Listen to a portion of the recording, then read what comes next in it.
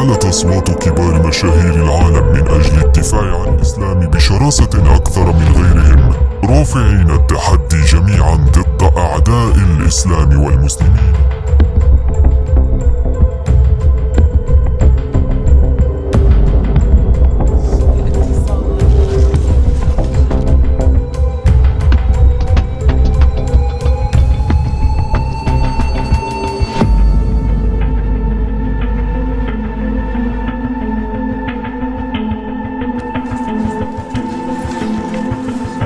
SAG-AFTRA members and everyone at home and that belong in my America. Hey, it doesn't look like they hate me, does it? Very smart Prophet Muhammad. He knew what's good for the future about the body. Or how about the more than 1 billion people who aren't fanatical, who don't punch, who just want to go to the store? Wait a second. Wait a second. Wait a second. Any of the things mostly all Muslims. Wait a second. Wait.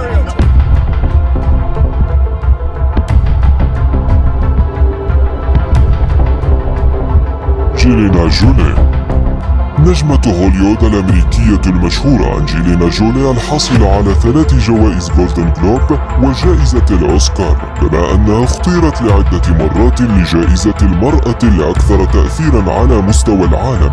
دائما ما أظهرت حبها ودعمها للإسلام والمسلمين ورفضها للحملات الدعائية التي تسيء للمسلمين وتشجع على كرههم. وقد قامت أنجلينا بالهجوم على تنظيم داعش أو ما يعرف بالدولة الإسلامية، وذلك عبر حسابها على موقع التواصل الاجتماعي تويتر.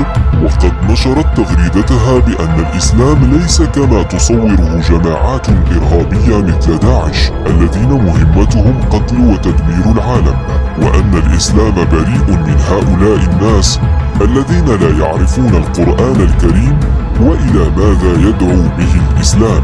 وقد تبعت أنجلينا ذلك بعدد من الزيارات لكل من أفغانستان والبوسنة والمخيمات اللاجئين في سوريا ولبنان وغيرها من البلدان، وذلك لمساعدة الأطفال والمحتاجين.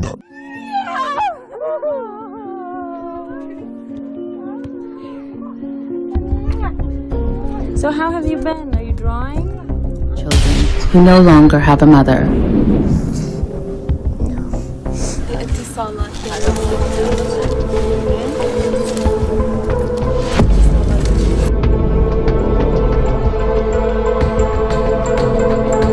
كما قامت أنجلينا بالدفاع عن القرآن الكريم واحتقار كل من سولت له نفسه التطاول عليه، وذلك في إحدى مقابلاتها حيث تم سؤالها عن رأيها: هل تؤيدين تصرف بعض المتطرفين الذين يحرقون القرآن الكريم؟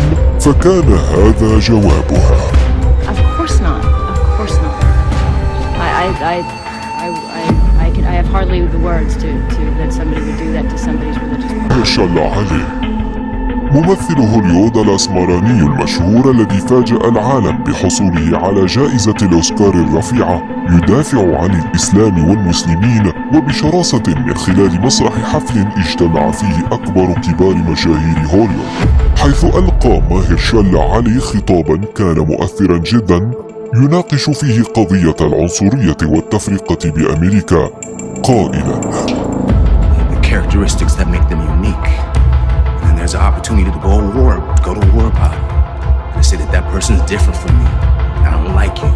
So let's battle. My mother is an ordained minister. I'm a Muslim. She didn't do backflips when I called her to tell her I converted 17 years ago. But I tell you now, we put things to the side. And I'm able to see her. She's able to see me.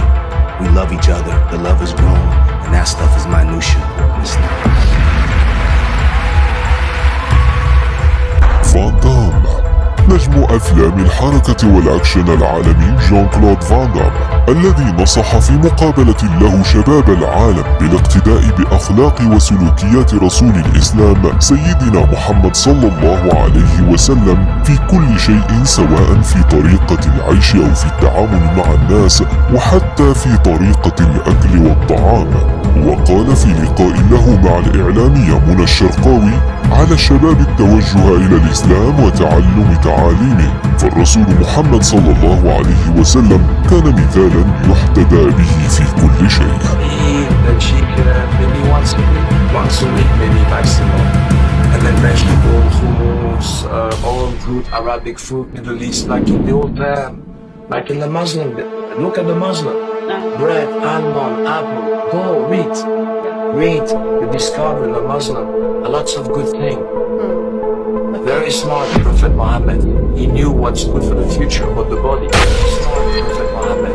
He knew what's good for the future about the body. So look at that.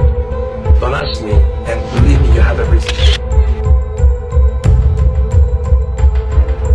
كوتشر. نشر الممثل الأمريكي ونجم هوليوود العالمي أشتون كوتشر سلسلة من التغريدات الغاضبة على موقع تويتر حول تنفيذ قوانين منعت المسلمين من دخول بلاده، واصفا بأن ذلك جعل الدم يغلي في عروقه حسب تعبيره. Fellow SAG-AFTRA members and everyone at home and everyone in airports that belong in my America. You are a part of the fabric of who we are, and we love you and we welcome you.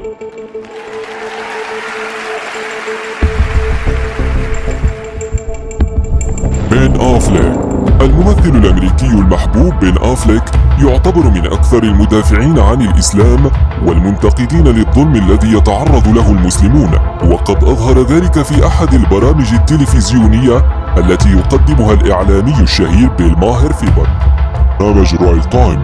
كانت حلقة حول الإسلام والإرهاب، فقرر هذا المقدم بكل وقاحة وعدوانية أن يهاجم الإسلام واعتبره دين عنف وإرهاب، ليشاطره الرأي ضيفه الكاتب سام هاريس المعروف بإلحاده، والذي وصف الإسلام بكونه منبت الأفكار السيئة، ليرد عليه أفليك بغضب واضح إلى اعتبار هذا الكلام مقززا وعنصريا.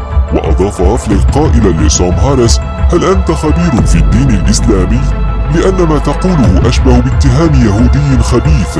ومضى يقول: هناك مليار مسلم ليسوا متطرفين ولا يلزم مقارنتهم مع غيرهم.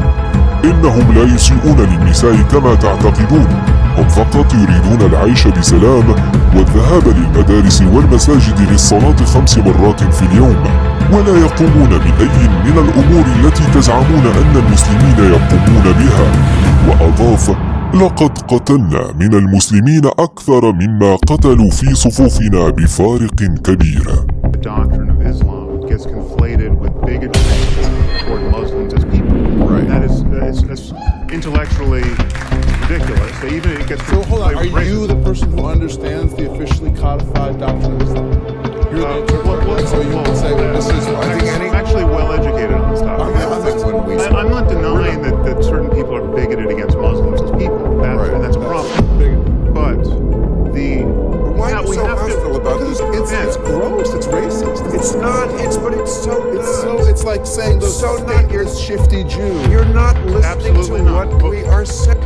No. Ben, we have to be able to criticize bad ideas. And Of course we do. No liberal doesn't want to Okay, criticize bad but Islam But why at the would- moment is the mother lode of bad ideas. Jesus. So we have That's just ideas a fact. like It's not blasphemy, It is an ugly thing to say. apostasy. It is basic liberal Well, let me principles unpack it. of Holocaust. But Nick, Or how about the more than a billion people who aren't fanatical, who don't punch women, who just want to go to school? Wait a second. Wait a second.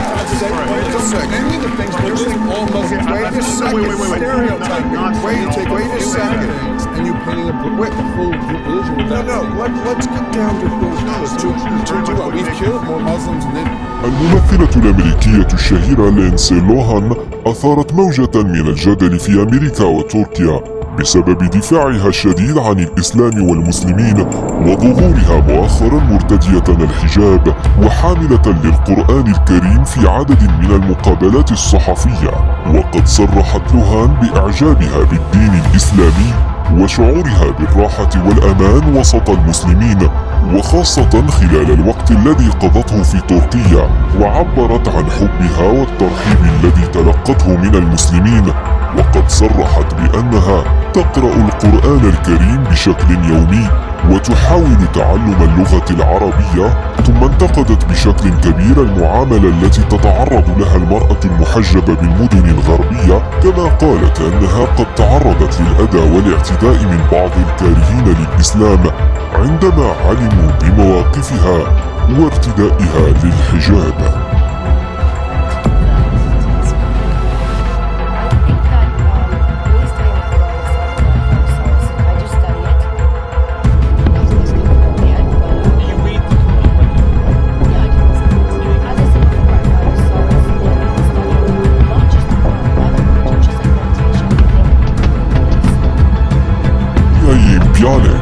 الممثلة الأمريكية المشهورة ميا يين بيالك التي رشحت لجائزة أفضل ممثلة أمريكية في المسلسل الكوميدي الناجح بيج بانج تيوري لم تخفي موقفها تجاه المسلمين، وذلك من خلال نشرها لتغريدة على تويتر حصلت على عشرات الآلاف من إشارات الإعجاب تقول فيها: أنا يهودية الأصل وأقف على أهبة الاستعداد لتسجيل اسمي كمسلمة إذا استدعى الأمر ذلك. ثم أضافت: إن كنا سنعزل الناس الذين نعتقد أنهم يشكلون تهديدا وخطرا، فيجب عزل الذكور البيض أيضا، نظرا لأن معظم القتلة المتسلسلين ومطلق النار بشكل عشوائي في أمريكا هم من الذكور البيض.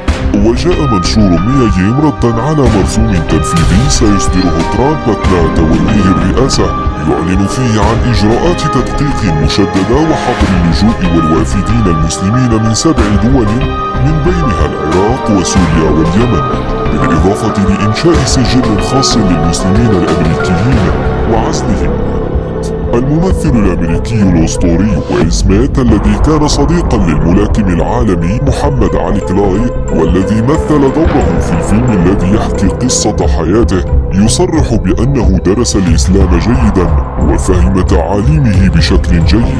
وقد دافع ويل سميث عن الإسلام والمسلمين ووجه انتقادات لاذعة لرئيس الولايات المتحدة الأمريكية دونالد ترامب أثناء زيارته لدولة الإمارات العربية. وانتقد سميث حديث ترامب الدائم عن الإسلام فوبيا قائلا: من المؤلم أن يتحدث دونالد ترامب، ومن المخجل أيضا أن هذا الشخص أمريكي الجنسية، خاصة بعد سماعه يتحدث عن تطهير أمريكا من المسلمين.